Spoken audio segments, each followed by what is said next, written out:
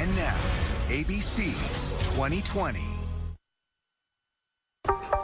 Are you really serious about this? Tonight on 2020, we're on the hunt for people accused of preying on the most desperate. You people are bullshit liars. You're just an actor. You don't know what the hell you're talking about. He's one to talk, promoting an alleged miracle cure. Meet the Archbishop of the so-called church, claiming hundreds of thousands of followers. The church is under no law. A breakthrough in a bottle, curing diseases from autism to cancer. I could say that I've been totally cured. But what's in those miracle drops? It's an industrial bleach. Our 2020 hidden camera investigation. Are you harming people, do you think, with this, sir? I don't think I'm a regular lunatic. I really do. Here's Brian Ross. It was a cloudy Saturday morning in Southern California as our 2020 crew waited in this hotel for the arrival of the man who calls himself the Archbishop. 59-year-old Mark Brennan had no idea 2020 was on his tail. And over the next 2 days, we watched, with hidden cameras rolling, as the Archbishop went about his business, making claims that what's in this glass is a miracle cure for virtually any disease. This is our sacrament. Preying on the desperate and vulnerable, including women with breast cancer and the parents of autistic children. I would like to see somebody go get these people. On this day, the Archbishop's cathedral was a hotel conference room. His vestments, a black leather jacket, and a bejeweled Panama hat. And his sermon to people who were charged $450 a head seems to have come right out of the book of shams. I got people who are curing with major stuff just with that. From prostate cancer to brain cancer to autism. All by drinking what he calls the sacraments of the Genesis 2 Church of Health and Healing, available for anyone who makes what is called a donation. It's like watching a really good magician's show. Dr. Stephen Novello of the Yale School of Medicine has spent much of his career exposing all kinds of medical quacks. We're looking at the best, the people who have hit upon something that sells. Mr. Brennan, Brian Ross, ABC News. Can we talk to you for a second, please?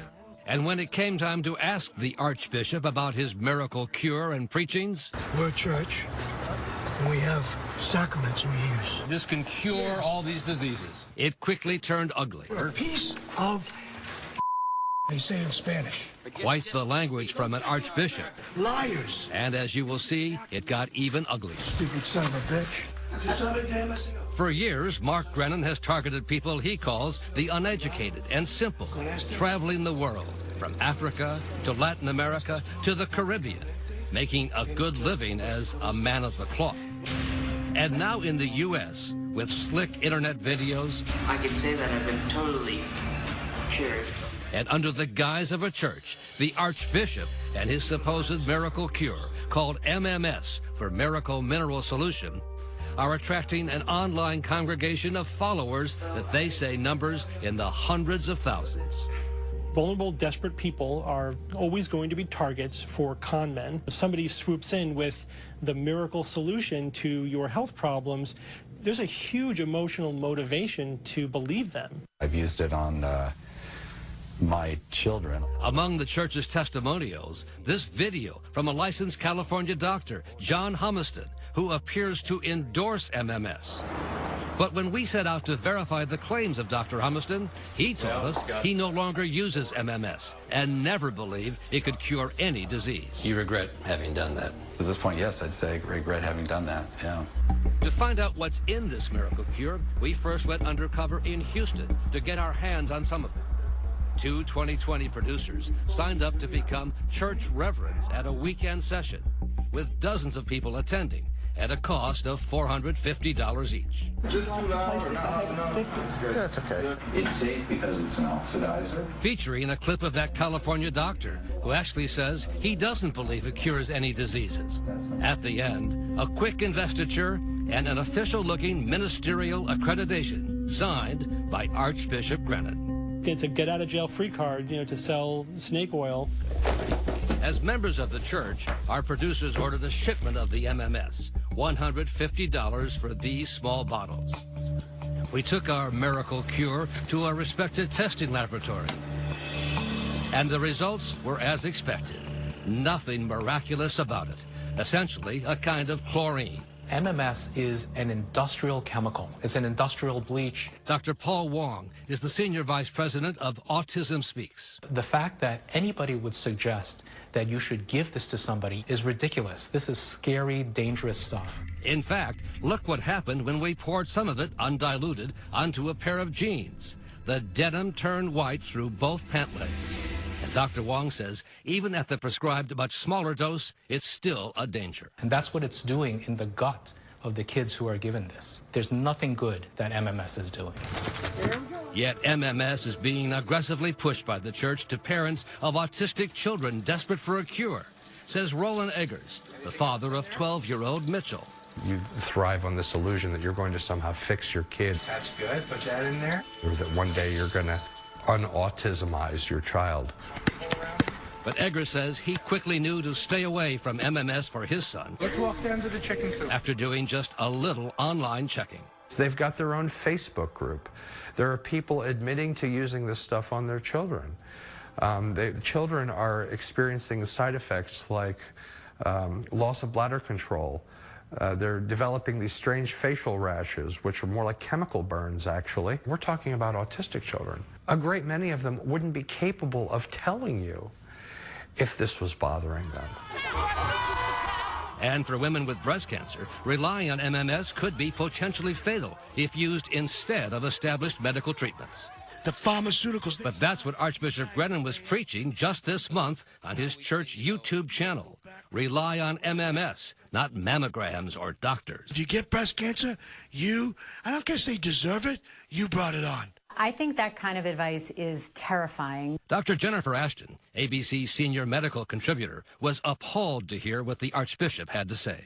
To go so far as to blame any woman for having or getting breast cancer, to me, is absolutely unacceptable. Did Sylvia love sailing? Oh. But it was only after the death of the wife of Doug Nash, a retired NASA scientist, that the government began to investigate who was peddling the miracle MMS solution. On a sailing trip to the Pacific with his wife Sylvia, friends offered her a small container of MMS as protection from malaria. About 15 minutes later, she began to indicate that she was feeling bad. What were the symptoms? Diarrhea, nausea, vomiting, and that increased in intensity. But as we saw, the Archbishop teaches that nausea and diarrhea are actually signs that the MMS is working. Nothing to worry about. Laughed off by Archbishop Brennan. Yeah, we go a little too fast to get a little diarrhea, a little nausea. They got diarrhea, a little nausea. There was nothing funny about it for Sylvia Nash. I felt her go slump, and her eyes flipped up in her head and defocused. I think that's when she actually died, when her heart stopped. Right there? Right there. In your arms? In my arms, yeah. An autopsy could not determine the precise cause of Sylvia Nash's death. And the church denies MMS played any role, to the outrage of her husband. MMS did kill my wife. There's no question in my mind. And now Nash is working to help expose MMS and the leaders of the church who are pushing it. Those that were there, we remember with care. Especially the mystery man at the very top of the church, its founder and high priest, Jim Humble, who says he discovered the miracle cure. But Humble's whereabouts have been a carefully guarded church secret until our 2020 investigative team finally tracked him down across the border in Mexico in a small town outside Guadalajara, somewhere down this dirt road. Federal prosecutors say they'd love to have Humble come back to the United States, but that as long as he's here in Mexico, he's beyond the reach of American law. But not beyond the reach of 2020. Mr. Humble? Or is it Archbishop Humble? Yeah. Brian Ross from ABC News 2020. When we come back. 2020 continues with Brian Ross. The leader of the Roman Catholic Church can be found at the Vatican. The Church of England is overseen by the Archbishop of Canterbury. And then there's what's called the Genesis 2 Church of Health and Healing, founded by a man who says he came down to Earth from another galaxy, Jim Humble. There was 5 of us went to the Milky Way galaxy.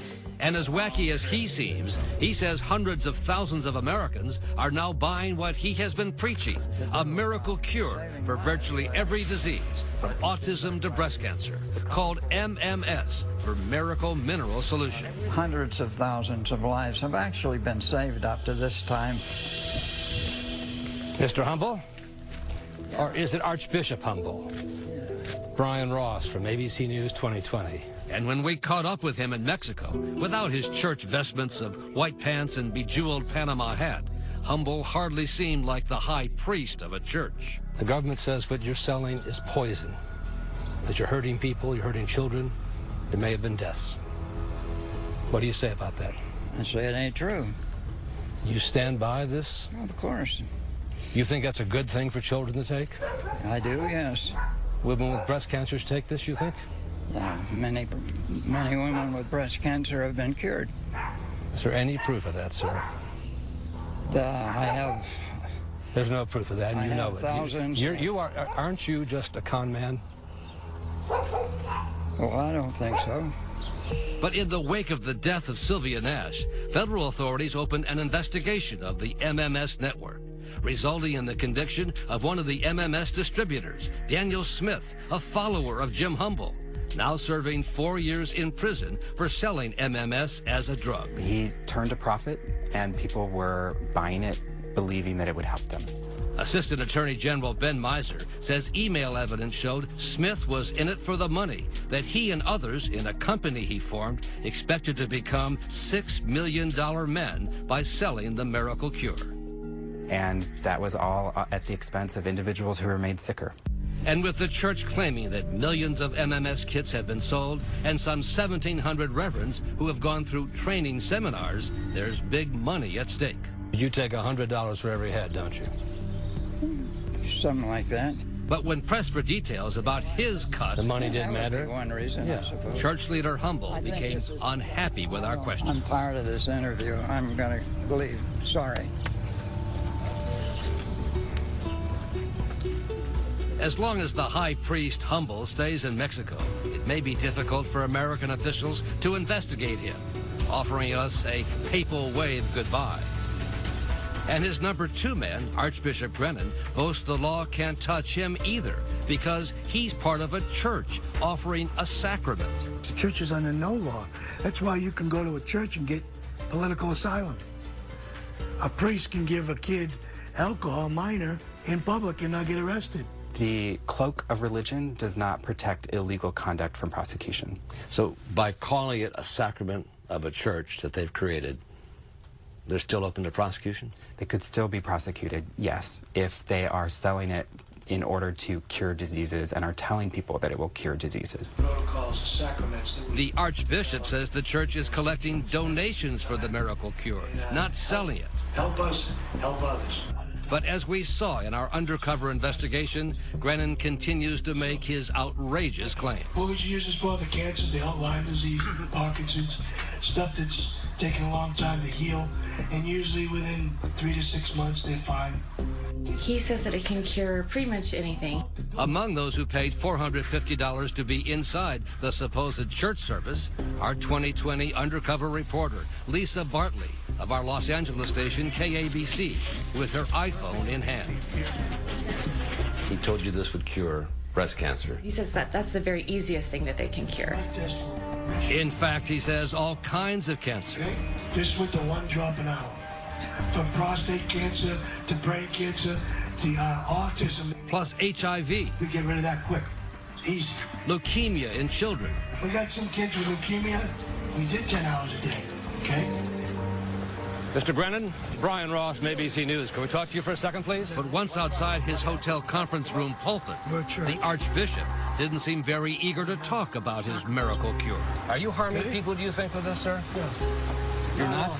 Not at all. No. And you stand by that this can cure all these diseases?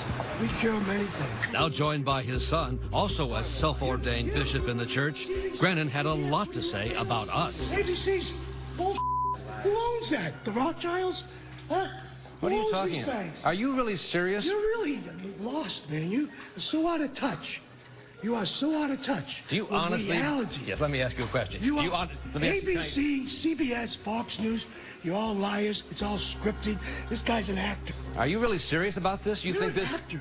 No, I'm a Get this reporter. actor out of my way. And you honestly believe this can cure cancer? You're an actor, okay? I'm a reporter. You're a piece of, they say in Spanish. But just leave. Go check out the facts, busy okay? with our church service. I've asked for You- live you- interviews, Yes. and I've got the facts. And you people are bull liars. And you're just an actor, you're a puppet. You're a puppet. Look at you. Look at me, sir. Do you know this about the FDA? Sir, you don't know what the hell you're talking about. I do know what I'm talking about, you sir. don't know. You're a Have you- scripted actor. Have you seen That's these? all you are.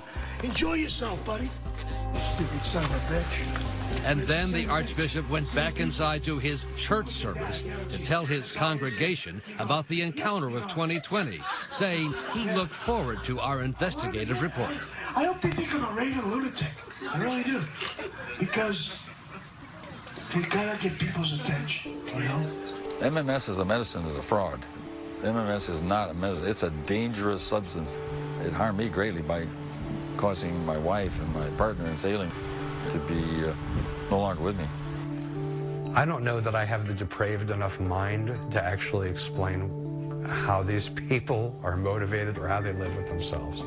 What kind of psychosis they're engaged in that allows them to walk around like this. You're preying on desperate mothers and fathers. How can you not call that evil? Hello, I'm Elizabeth Vargas. And I'm David Muir. And what you just heard is our question really right here tonight. Is it evil? Do you think they're pretending to have a miracle cure to rake in money? Let us know on Facebook and Twitter and use the hashtag ABC2020. But without question, there are people who are pretenders, making up all new identities, faking disabilities for big bucks, and wait till you see how far they've gone. Coming up, she was a small-town waitress at the local diner. So how did she reinvent herself as French royalty? You've described her as the grande dame. And what reality stars are now facing reality, busted for disability fraud? That's our guy right there. There's our mark. The Pretenders, when we return. It's easy to understand indulging in a fantasy life to take yourself out of a humdrum one. But what about when that fantasy leads to full-blown pretending?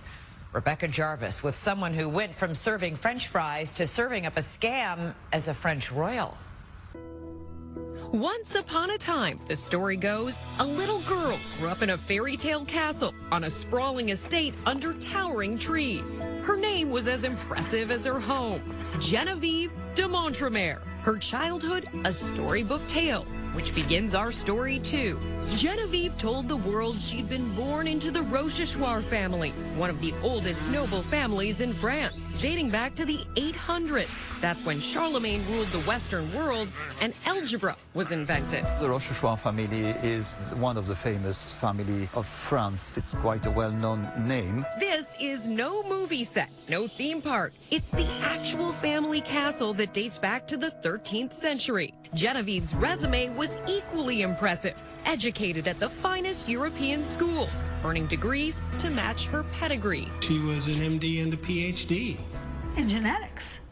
But this story isn't the full story. We turn from France to Fresno, the Central California city where Genevieve de Montremer debuts in the early 1990s. Her past shrouded in mystery. Her future aglow with ambition. People come from all over the world to start a new life here. It's down to earth. It's not pretentious. There's also a lot of great wealth in kind of a quiet way. Genevieve, yes, that's her crown, finds her prince when she meets Dr. Michael Weiler, a wealthy pathologist. They marry in 1991, have a little girl, and eventually settle on this lush 15-acre property. Genevieve's prize jewel is her stable of a very expensive and extremely rare breed of horse called Frisians. She had way more than $1 million worth of horses, easy. She was a legend amongst the Frisian community. She was a geneticist. She was revolutionizing Frisians in America. You were starstruck. Yeah, the fact that she would talk to me when she had all these horses and she knew all these things. Cheryl Skegan and her husband Brian Gwartz both had a lifelong love of horses, and she was eager to chat with the storied Genevieve. You've described her as the grande dame of the Frisian world. She exuded tremendous influence. Did she flaunt her wealth? Oh, yes. Oh, I don't deal with that. You know, my people deal with that. Genevieve was famous for her lavish equestrian events and parties. What were the parties she hosted in her home like? They were great. She had a beautiful home. And she would have a huge catered lunch and the tennis courts and a beautiful covered arena. It was just spectacular. But Genevieve herself was somewhat of a recluse. Like Elsa in Frozen, she rarely came out of her house. Few photos exist of her from this time. She told people she was battling leukemia. And on those rare occasions she was seen, friends say she almost always wore an IV like the one seen here. What did she tell you about her illness? That she was dying of leukemia, that she didn't know how long she had. I saw her twice, and I think that's more than most people have. Over how many years? Over 10 years. But behind those stable doors, Genevieve de Montremer was hiding a queen-size secret. A secret that no one in her elite equestrian world could have ever imagined. A mere 30 miles away, we find a man named Gary Hoffman. He knows the face in this picture. Who could forget it? But he says this woman's real name is Genevieve Sanders. First impression. Beautiful young lady, very smart. The kind of person that, hey, I'd like to get to know her.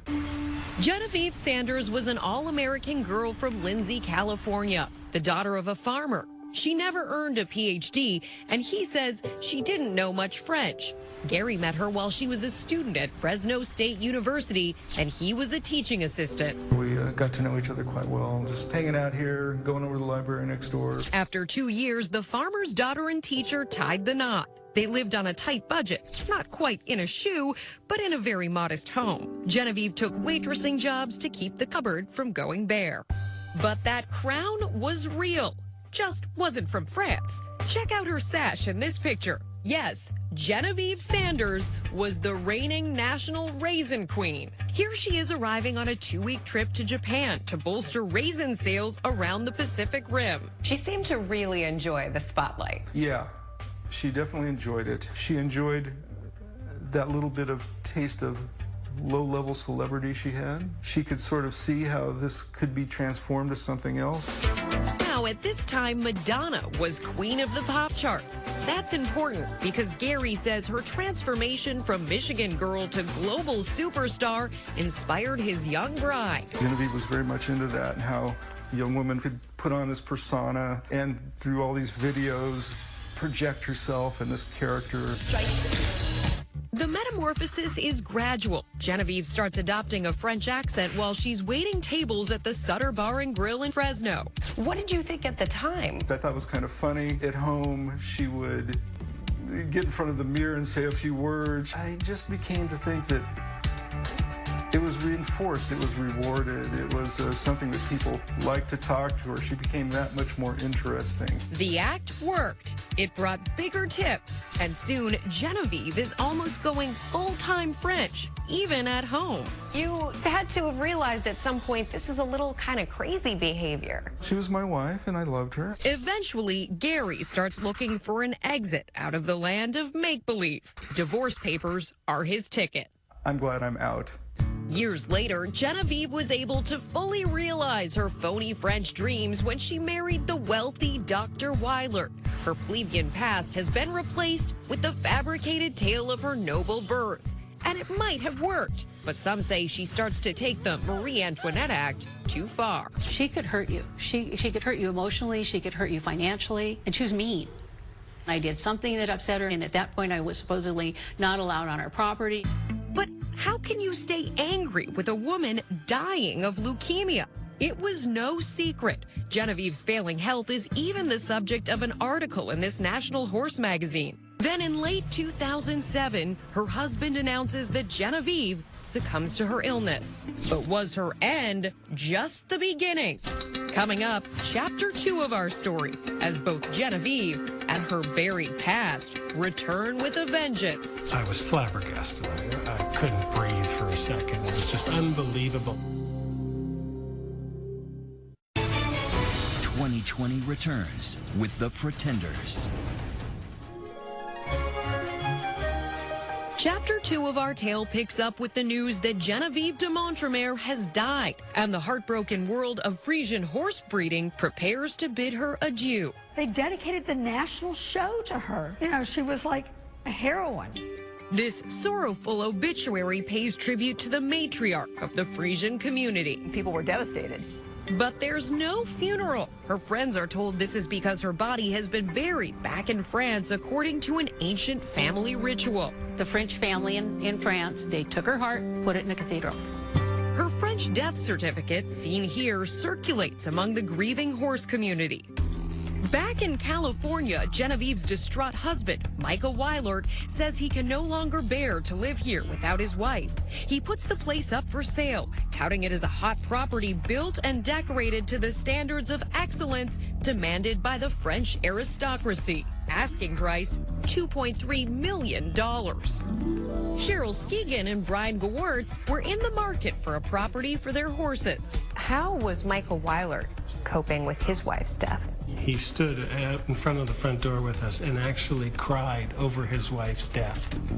In May 2009, the sale goes through. But when the new owners take possession, they say the place is far from fit for a king, uncovering unremedied structural problems that they estimate would cost at least $800,000 to fix. And the minute we actually confronted him with that, it was, you'll have to speak to my lawyer.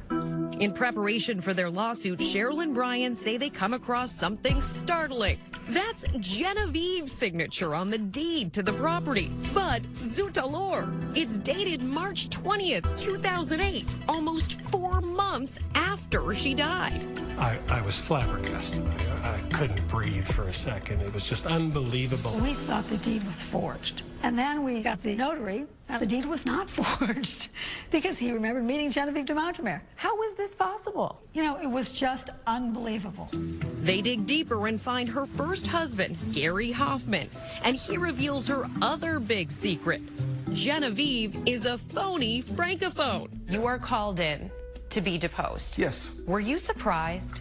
Yes. What had been just talking at a restaurant to maybe get better tips became something that was a true character for her, 24 hours a day, 7 days a week. I did not see that coming. Word quickly gets around the equestrian community. Oh, it spread like wildfire. It was basically, I can't believe it, I can't believe it, I can't believe it, and yet it's, oh my God. In their suit, Cheryl and Brian allege that those claims about the royal status of the property were all a fraud, cooked up by Genevieve and her husband to inflate its value. This is ABC 30 Action News. The two claim de Montremer was French royalty. Cheryl Skegan says their false claims drove up the price of the property. The case heads to trial, and it's not just the Frisian world that's watching. Fresno can't get enough of the story. I think they could write 5 books over this and make this a fantastic soap opera. Which brings us to the strangest moment in this fantastic soap opera. Here begins videotape number 1 in the deposition of Genevieve de Montremer. This is a deposition video unlike any other, recorded not in a lawyer's office, but by Genevieve's bed, her doctor at her side. She been sedated, doctor? Not to my knowledge. She spends a portion of the deposition hiding under her covers, but she insists she's not pulling a Princess and the Pea routine. She's just too ill to respond. Did you ever work as a waitress? Okay. Is that a yes? Okay. She answered okay. As the deposition continues, finally, the truth. Who are you? Genevieve Sanders. Isn't Genevieve Sanders your maiden name? That's my name. It was weird. You walked out of there going, oh, this is just a farce. This is a farce. The defense argues that the plaintiffs purchased the property as is and should have inspected it more closely. The most shocking courtroom bombshell was that Weilert admits to faking his wife's death. He said she was suffering from a debilitating medical condition and wanted, like Garbo, to be left alone. What her husband testified was he did it out of love. That was her desire, was to be dead. And so he made it so, at least on paper. After 8 weeks, Cheryl and Brian win their case. Cheryl Skeegan shed a few tears after a multi-million-dollar verdict in her favor. They're awarded more than $1.5 million in damages. They read the first count, so I go, oh my God, we've won everything. Today, Genevieve and Michael are living in more modest digs in Clovis, California.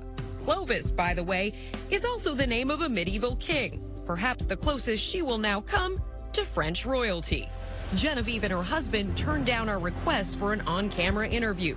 She did message us on Facebook saying her health issues are very real and punishing, and that her fake French identity was simply an internet persona. If she had an illness, I would feel compassion for her having the illness, but having an illness doesn't excuse fraud and deceit. What would you say to Genevieve if you were speaking to her face-to-face today?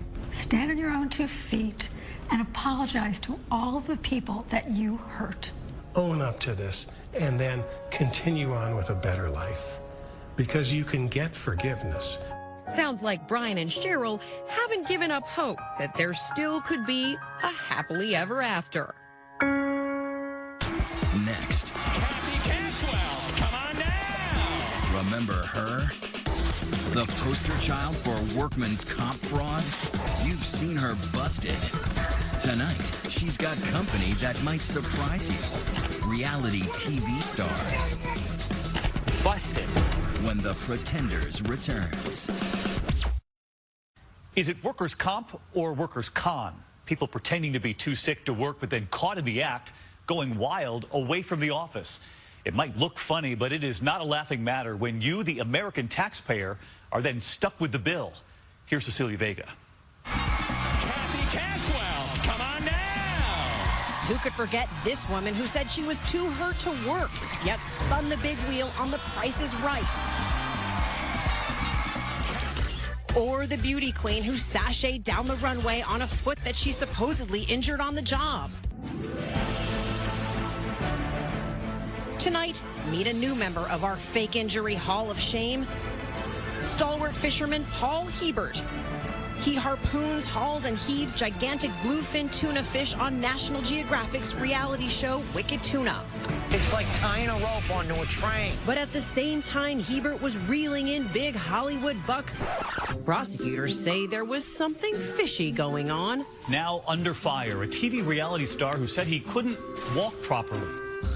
It turns out the salty seafarer made national headlines for hauling in tens of thousands of dollars in disability payments for an injury to both of his legs that he claimed left him unable to work, walk, or lift heavy weights. Heavy fish. What you haven't seen until tonight is Hebert facing the music. When we caught up with him, the fearless fisherman denied being a scammer, saying that while he did catch a fish this big, it wasn't so heavy after all. Tuna fish is the easiest job I've ever done in my life. Been doing it since I was right out of diapers. We'll see Hebert again a little later, but it turns out he's not the only person with TV fame accused of making false claims.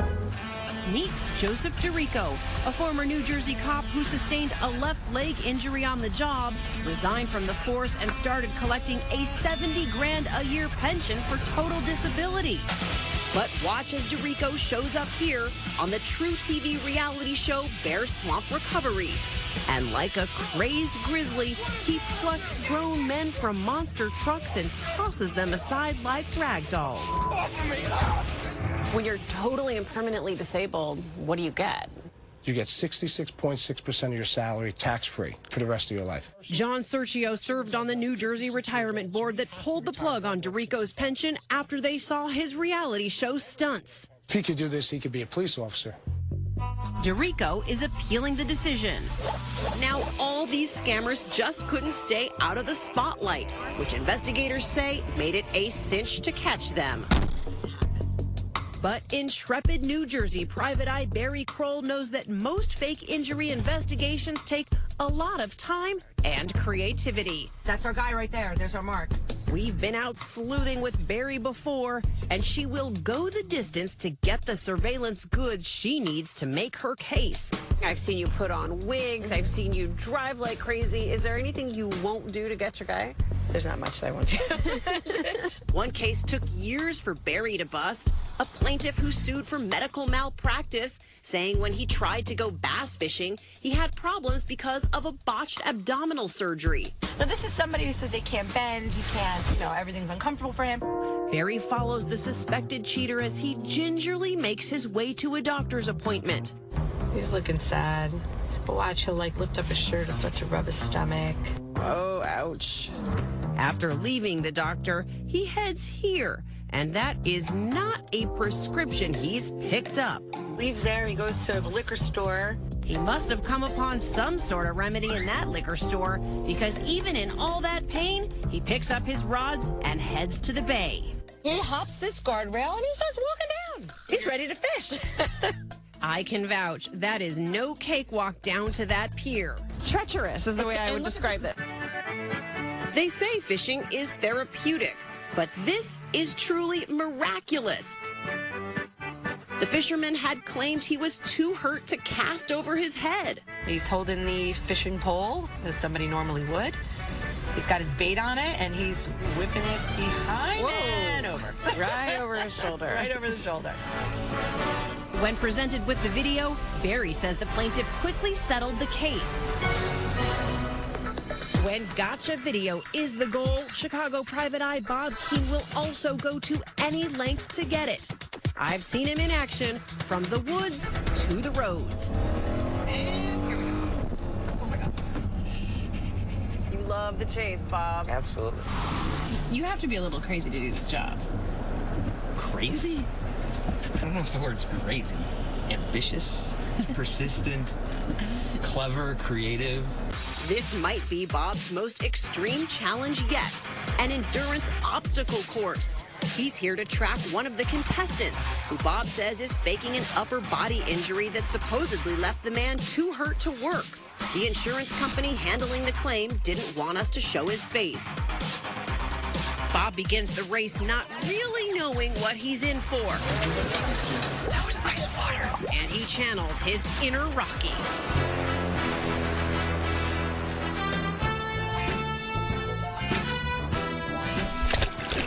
Bob's not just trying to survive the obstacle course, he's racing to keep up with his mark. He's got his eyes and his lens trained on the suspected faker, who's never more than one rope crawl or mudslide away. Victory is sweet. On a day's work. Piece of cake. Bob was also delighted with his surveillance results. He's a complete faker. He is busted. I am ecstatic. Bob's client was equally thrilled. After showing the evidence to the claimant, he instantly dropped his case. The consequences for getting caught can be severe. Remember Paul Hebert, the man who catches huge tuna on reality TV? Well, now he's in some pretty deep water. After catching his act on the tube, prosecutors slapped him with 4 counts of federal fraud charges.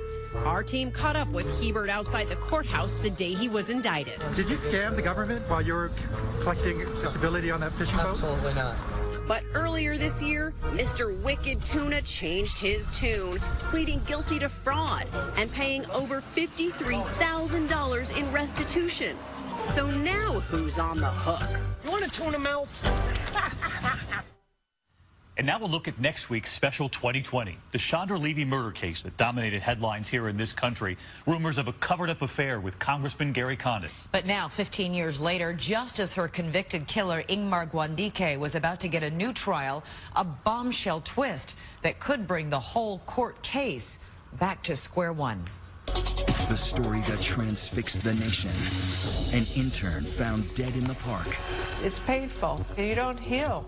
A congressman in the crosshairs. You have any comments? No, sir, I don't. A capital offense. Did you kill Chandra Levy?